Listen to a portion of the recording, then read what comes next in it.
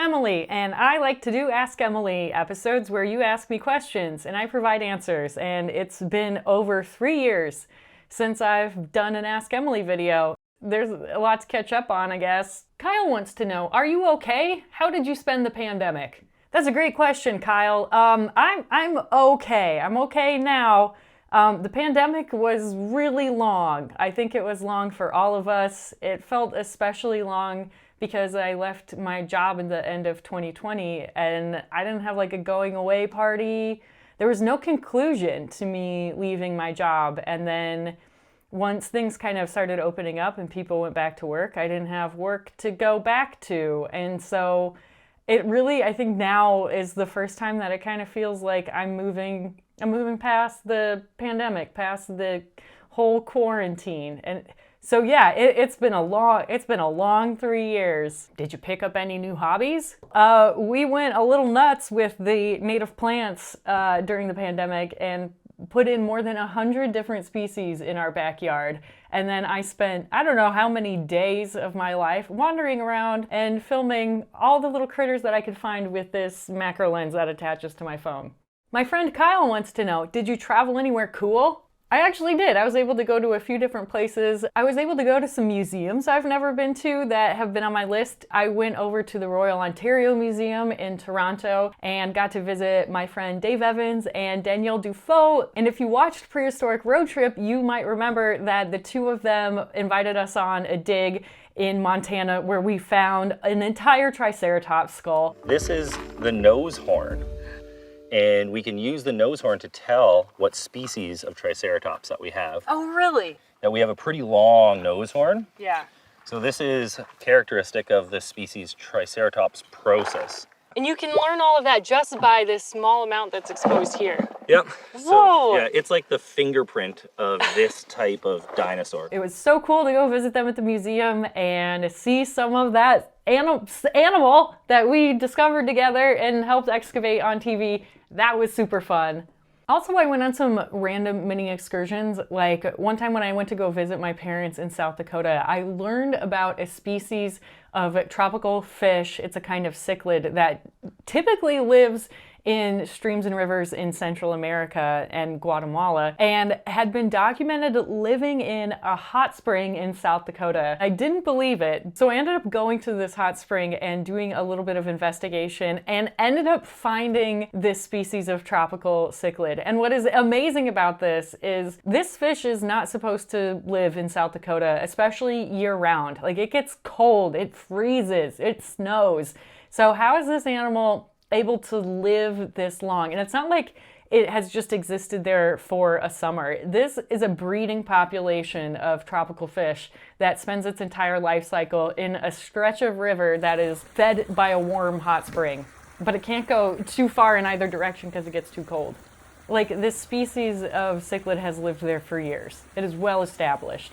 It probably got there from somebody just unloading their aquarium fish into the hot spring and not realizing that these animals were pretty hardy. So that's cool. I was also really lucky to knock another thing off my bucket list, which was to go see the Sandhill crane migration outside of Kearney, Nebraska.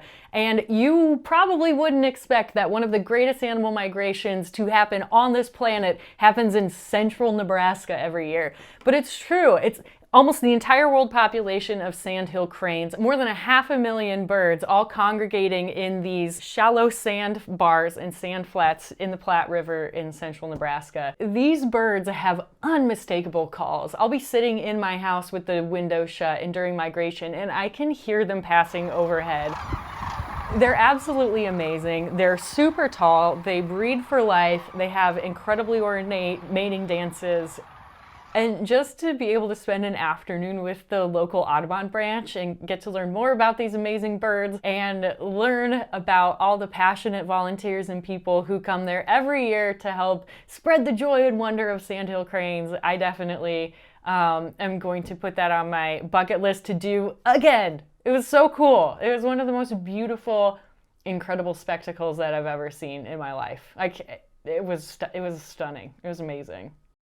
Also a bucket list item that I didn't know that I had. I ended up on a fossil dig with the Carter County Museum outside of Ekalaka, Montana, and me and Callie Moore from Eons found a Triceratops bone together, and that was pretty stinking cool. And then I got heat exhaustion and threw up blue Powerade all over the rental car. It was totally worth it though. I would absolutely do it again. 10 out of 10 experience. David, William, Melissa, and a bunch of you also wanted to know, what about Soon Raccoon? So in 2021, Soon Raccoon did go back to the University of Montana Zoological Museum from whence he came, but they put him in a little display case with some information about the show, and I was able to do a tour of the collection, actually see the first specimen I ever prepared as a volunteer in the museum way back in 2010. It was so cool to go back and see my little museum and see how much it's grown and been updated, and that it has a really passionate student following. There's a bunch of volunteers and even a paid internship named after me. So that was amazing. It was so nice to go see Soon, to be reunited with my buddy. But that does mean we are going to need a new mascot for the show, so if anybody has any recommendations, please let me know. I will say, I do believe that I'm being haunted by the ghost of Soon Raccoon, and I know I'm predisposed to finding weird stuff when I'm out in nature, but it has gotten out of hand. The number of dead raccoons that I have interacted with unintentionally in the last few years is surprising even to me. Sometimes it's innocent enough. I'll just be on a walk and just come across a raccoon skeleton, as you do. It just happens. That's nothing weird. But then sometimes I'll be on a hike and I'll turn around and look up, and wedged into the crack of a tree is a dead raccoon. And that's weird. So I go back and I put a game camera on it and document it for a month and see all the other cool local wildlife that's making a snack out of that raccoon. That's just the thing that people do, right? I think my most unfortunate dead raccoon interaction over the last few years is I went out of town for a while, and during the time that I was gone, which was like a week, it rained a lot. It was very rainy in Chicago. And when I got back, I noticed there was a little bit of an odor around my house. Didn't think much of it. The next morning, my partner, on his way out the door, he says, by the way, I think there's a dead raccoon back here by the deck. So maybe during the course of the day, you could just take care of that. He made it seem like it was just casually, like recently dead. This was an abomination.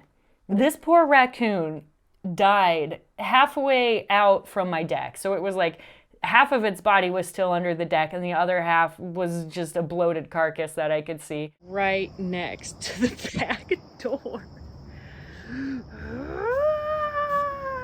It was all wet and soggy because it had been raining. I basically cosplayed as Walter White and got it all suited up with a shovel. I thought I was going to move it to the back of the yard and buried it. It fell apart almost immediately. And so I had to bury it right where it landed underneath my kitchen window. And I don't have a lot of experience with digging graves, so I thought I dug it deep enough. But it turns out if you dig a hole a foot deep and you put a dead raccoon in it, you don't really get to bury it with much on top. And so there was still part of it sticking out. I thought maybe it'll be fine. And then the next day, some other animal had partially dug up the raccoon. And so I did what any normal person would do. I just camped out next to the raccoon and started filming it because I was really interested in all the carrion beetles that showed up, and I just thought I would watch things squirm for a little bit. I spent too long there. I had gone back inside and didn't think anything of my weird interaction with this rotten raccoon until about a month later. I noticed my cats had fleas, which is very unusual because my cats are chiefly inside cats. They never go outside. They have no interest in the outdoors. And yet my cats had fleas. And so thus the mystery began. How did my cats get fleas? And I spent so long trying to think how this could have happened. And then it clicked. I did it. I gave my cats fleas. I did it because I spent too long photographing and filming a dead raccoon that I had tried to bury underneath my kitchen window. I gave my cats fleas. I'm the disgusting person here. So yeah, I believe I'm being haunted by the ghost of Soon Raccoon.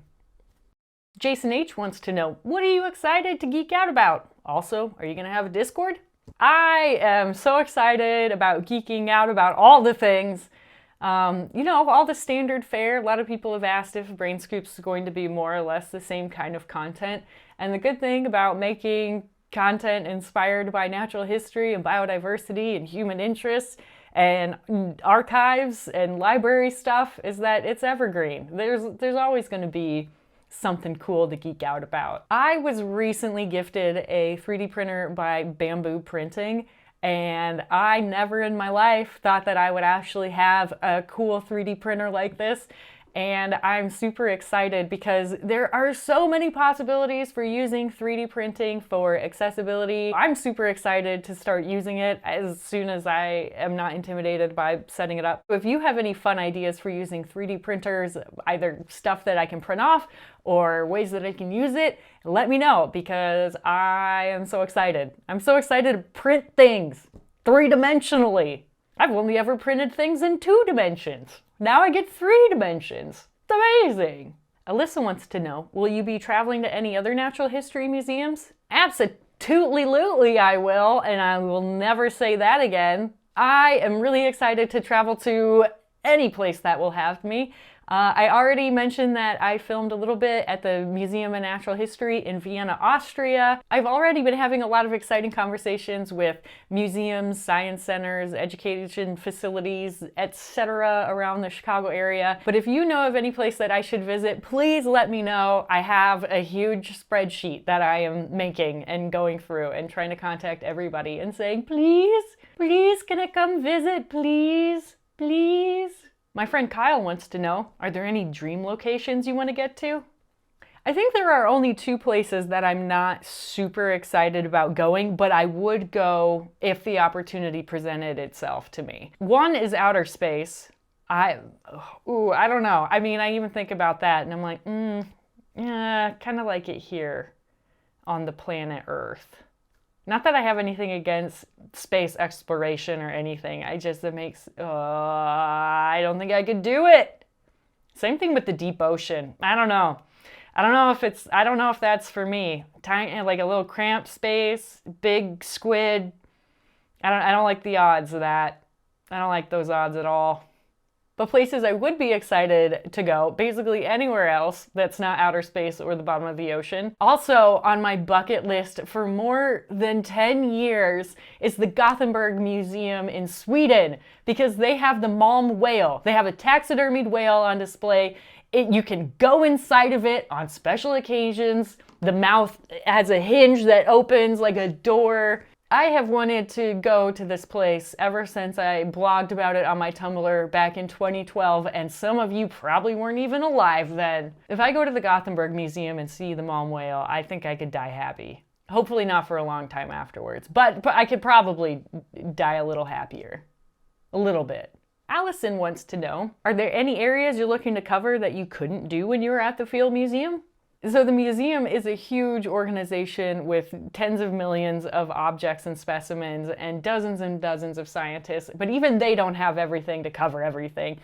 So I think part of the reason I'm so excited now is it opens up a whole new world of different collections and libraries and archives and university labs and research centers that I wouldn't have been able to visit before, mostly because coordinating between institutions can be really hard, especially when there's a lot of people involved. So the show has never been so nimble. As an artist, I think it would be super fun to go behind the scenes in an art museum and maybe talk to some conservators about the science they use to conserve and restore old artwork. Also, I think it'll be a lot easier for me to do other collaborations with other YouTubers or creative people, content creators, because it's just easier to just pick up a camera and go. I can do that now. Another thing that I'm keeping in mind is that when I worked full-time at the Field Museum, that was a full-time job, and I had a lot of other duties and obligations that didn't involve making the videos. And so now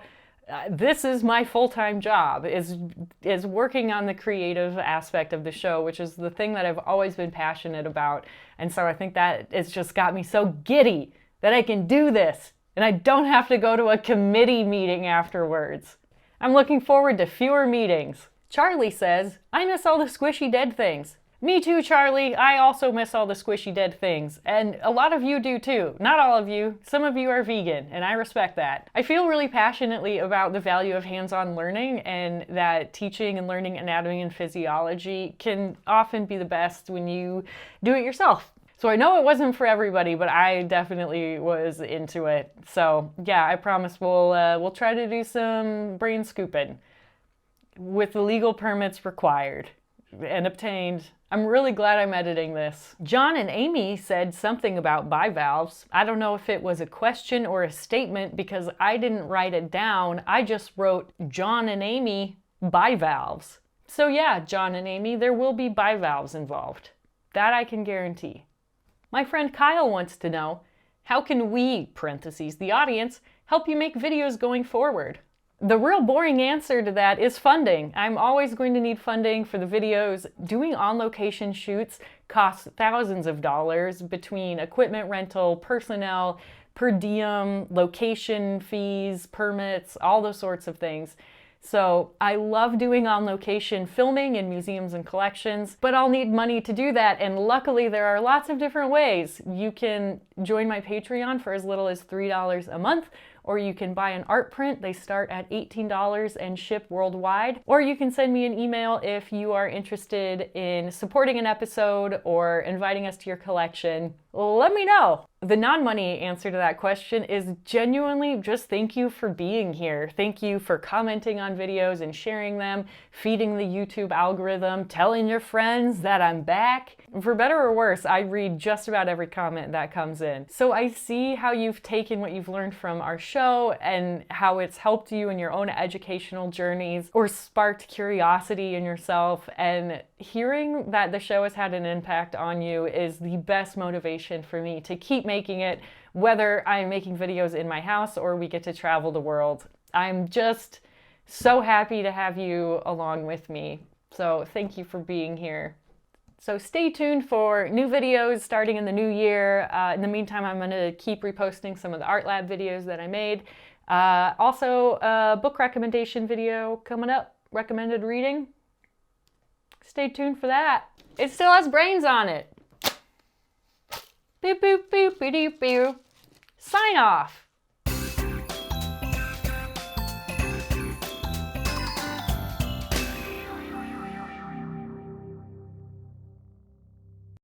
It still has brains on it.